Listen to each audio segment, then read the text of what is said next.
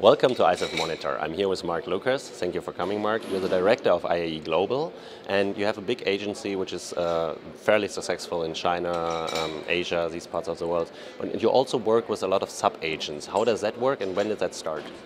I think it's always been in the industry because from the very beginning, some agents were always going to be larger.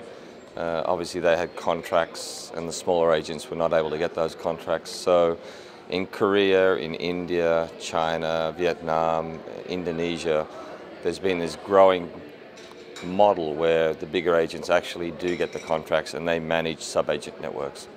What are the advantages of that?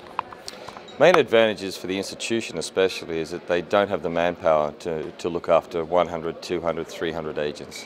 A lot of these agents will only send 5, maybe 10 students a year. But we have the admissions systems to manage it. We also have the quality control. So we act as a quality control filter, and we also provide the marketing information for those sub-agents to actually promote those products and the training. Is it also a measure of cost effectiveness and time effectiveness? Because, for example, marketing plans could be developed better, probably. Exactly, and actually, if you're looking in Korea, our model there is we actually bring the sub-agents into our office and once a month, and they do product training. So if we want to promote, for example, say a Kaplan product that's new to the market, we'd bring them in, we would train them on how to promote that product in the market. So for the institution, they train us once, we then filter that training down. That's very interesting. You mentioned Korea.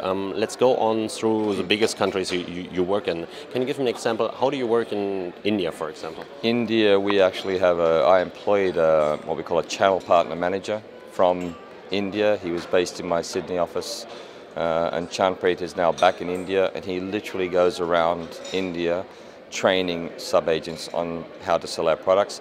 All of the admissions, all of the applications are actually handled by our Delhi head office.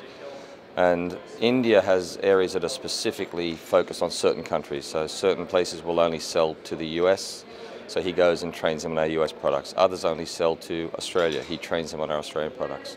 India is a huge market, and also so is China as well. They're both emerging markets, but they also differentiate. How would you describe the situation in China right now? China is emerging, and there's a couple of very large players in China now. India is still made up of mainly small agents. Even the big agents in India are actually quite small compared to, for example, IAE in Korea or in China. Companies like JJL, ALG, EIC are now doing 10, 15, 20,000 students a year. So the market in China has been built around the government license. So that's the difference in China. There's a government-issued license. People who have that have the power.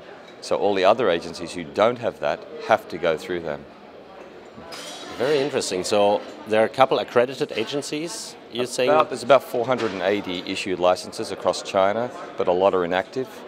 There would be 50 main agents, and of that, the top 10 would do most of the students.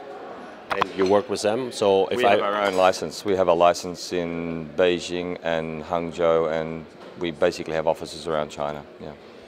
So let's look a little bit more detailed into the benefits. What are the benefits in working with the big agencies like yours? I think the key benefit is that we actually drive markets.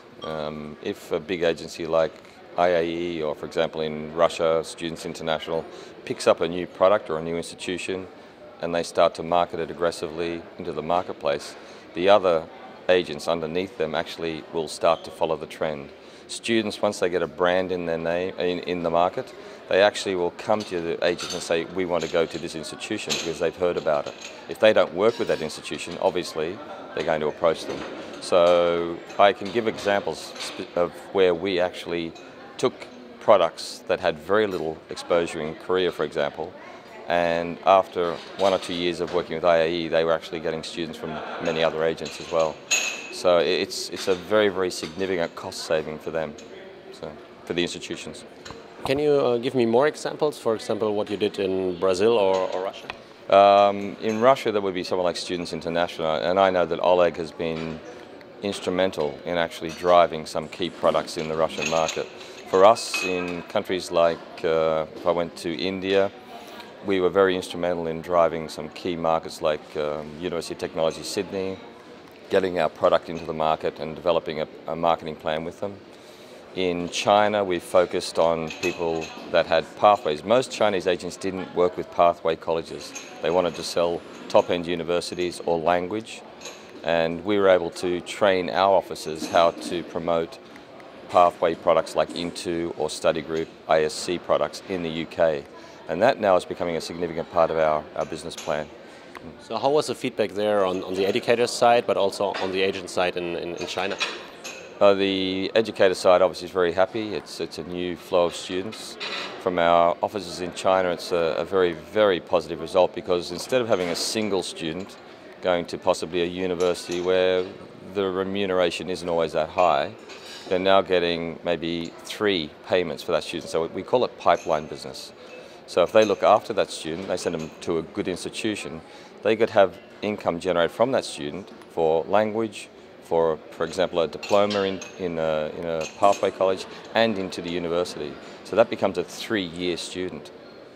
Excellent. That's a very interesting model for both sides. It's where the industry is going. It's the pathway model, and we were very instrumental at in Korea. OJ Kim actually was one of the ones that really built that pathway model and developed it in the Korean market. And it's a big part of our business. Thank you so much for coming, Mark. You're welcome. A pleasure as always. Thank you.